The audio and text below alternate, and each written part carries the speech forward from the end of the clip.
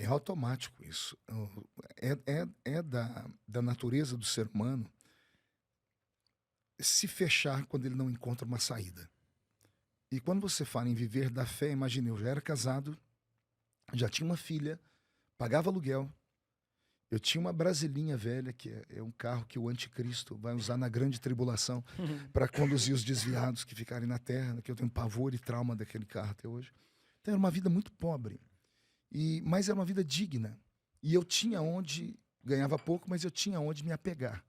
E aí, de repente, eu faço uma loucura. Eu vou na empresa e digo, olha, eu quero sair, quero que vocês me dêem as contas, porque eu vou tentar, vou viver da fé. Já era casado? Já era Já era casado. Tinha casado, já filho tinha uma já? filha. Já tinha a Karen. A Karen era é a minha filha mais velha, né? Então, nesse período, foi um período muito difícil. Porque eu pedi as contas e eu fui para a nossa reunião de obreiro geral dizendo, pastor, não, agora o problema não é a reunião de obreiros, o problema é em casa. A minha esposa, ela sempre me incentivava. Eu falei, Mesmo uma é isso? hora eu vou pedir as contas. E ela, vai, Ah, porque tá. Deus tem uma vocação na sua vida. O dia que eu cheguei e falei assim, pedi as contas, ela teve uma crise de choro. Ela correu pro quarto e pegou a Karen. E ela fez a pergunta, como é que nós vamos cuidar da nossa filha? Aí caiu a ficha. Aí parece que eu tive um choque de realidade. Eu disse, o que eu fiz da minha vida? E o que você pensava? Você pensava assim, Deus vai prover ou... Eu tinha um esquema. A gente, todas as vezes que você vai fazer isso, você tem um plano. Eu tinha uma Sim. estratégia. Falei, eu vou para a reunião de obreiros no nosso campo. Nosso campo tinha 40 congregações. Eu vou falar com o pastor vai me anunciar como evangelista e as congregações vão me convidar. E as congregações vão ofertar na minha vida. Porque era assim que a gente vivia antigamente. Sim. Não havia cachê estabelecido para pregador e cantor. As igrejas doavam aquilo que sentiam. E era com isso que a gente vivia. Então, eu fui e falei, e o pastor fez exatamente o que eu pensei. Ele foi no microfone e disse, a partir de agora, o irmão Feliciano, que é diácono da igreja, ele está lançando como um pregador itinerante, e eu gostaria que todos que estão aqui pudessem convidá-lo, para que ele pudesse ir pregar na sua igreja. Né? Eu fiquei todo feliz. Terminou a reunião, falei, pô, vou encher a minha agenda agora de convites. Eu não sei se o pastor já tinha um código com os obreiros, e ele falando aqui, né, para eles fazer exatamente o contrário, que ninguém mais me convidou para nada, nem para fazer festinha de criança. E eu era convidado para estar no campo todo pregando sempre. Todo sábado eu tinha uma igreja para pregar, todo domingo eu tinha uma igreja para pregar. Mas depois que ele me anunciou, ninguém mais me convidou para nada.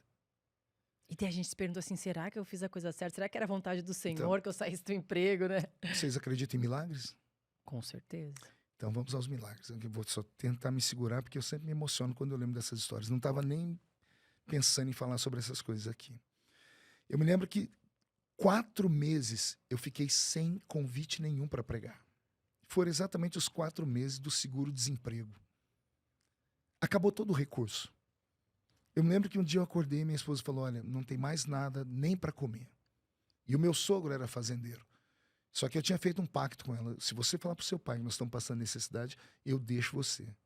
Porque eu tirei você de dentro da casa dele e eu vou te sustentar. E aí, quando ela falou naquela manhã para mim que não tinha mais nada para comer em casa, eu peguei o meu carrinho e fui para o monte orar. Uma clareira no meio da montanha. Um lugar de sempre, onde eu cresci orando. Eu acredito muito nisso, acredito em oração no meio do mato. Né? Os nossos pais na fé oravam no meio do mato. Jesus orava no meio do mato. Tem uma coisa diferente nisso. E eu orando, e eu passei a tarde toda falando, Senhor, será que eu dei um passo além que as minhas pernas pudessem alcançar? Será que eu me precipitei, eu errei? E eu não estou entendendo, eu não tenho comida em casa. Eu voltei para casa, era umas 6 da tarde. Quando eu cheguei, entrei pela cozinha, quando eu abri a porta da cozinha, a mesa estava cheia de sacolas de mantimento de supermercado. Quando eu vi aquelas sacolas, eu nem questionei, eu levantei a voz e falei, Edileuza, você foi pedir para o seu pai? Quando eu falei isso, ela saiu do quarto, ela veio chorando, ela estava com o olho inchado. Não, eu não pedi para o pai. Eu disse, mas de onde que surgiu isso aqui? Ela falou, a irmã Hélia. Quando ela falou irmã Hélia, eu me tremi inteiro e sentei. A irmã Hélia era uma irmãzinha da nossa igreja, mãe de 4 filhos e um marido bebum. O marido batia nela. A irmã Hélia trabalhava de cozinheira na casa de um homem muito rico da cidade. A irmã Hélia foi fazer compra naquele dia. E quando ela estava fazendo compra, ela disse que ouviu uma voz. E a voz falou, tudo que você está comprando para você, compra para o meu filho. Ela disse, mas qual filho, senhor? E o senhor falou para ela, para o Marco Feliciano. Ela falou, mas senhor, o sogro dele é fazendeiro. Hélia, não discuta, compre. Mas eu não tenho dinheiro aqui. O senhor disse, vai no banco, saque a sua poupança e compre. Meu Deus. Porque eu preciso mostrar para ele que sou eu que estou chamando. Quando a minha esposa contou essa história, eu desabei. Eu chorei incessantemente, eu chorei a madrugada toda. No dia seguinte eu não conseguia parar de chorar. Eu fui para um cantinho e Deus falou no meu coração. A partir de hoje é para você entender que quem cuida sou eu. Quando eu escolho, quando eu envio, eu cuido. Eu envio um corvo, eu envio uma viúva, eu envio a mulher de um bebum, mãe de 4 filhos. Eu sei como fazer. Naquele dia, meu coração abriu e eu entendi que eu tinha uma vocação divina. Dia desse, eu encontrei a irmã Hélia. Olha, já se passaram quase 30 anos, né? Encontrei a irmã Hélia no restaurante da minha cidade, lá no Grátis. Estava ela e o filho dela. A irmã Hélia, velhinha já, de cabelos brancos. Ela falou para mim assim, Jesus ainda te ama como te amava antes, filho? Eu falei, sempre. Ele cuida de você ainda? Ela falou, cuida. E eu falei, e ele cuida da senhora? Ela disse, você não sabe o que eu ganhei? Eu falei, o quê? Lembra do meu patrão? Eu disse, lembro. Ele comprou uma casa para mim, me deu uma casa no valor de quase R$1 milhão. E me deu uma aposentadoria para o resto da minha vida. Meu Deus. Ela disse, sabe por quê? Porque naquele dia eu saquei o que Deus mandou fazer e fiz por você. Eu perdoei, embargo a minha voz da vontade de chorar. Então, tem pessoas que têm esse tipo de vocação.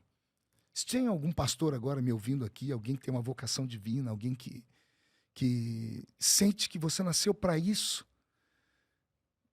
só dá tempo ao tempo. As pessoas sempre me perguntam qual é o segredo, qual é a confirmação que você tem que a chamada é divina. Eu sempre digo, o que é de Deus vem aqui, ó, vem na palma da sua mão. Amém. E assim nasceu o ministério.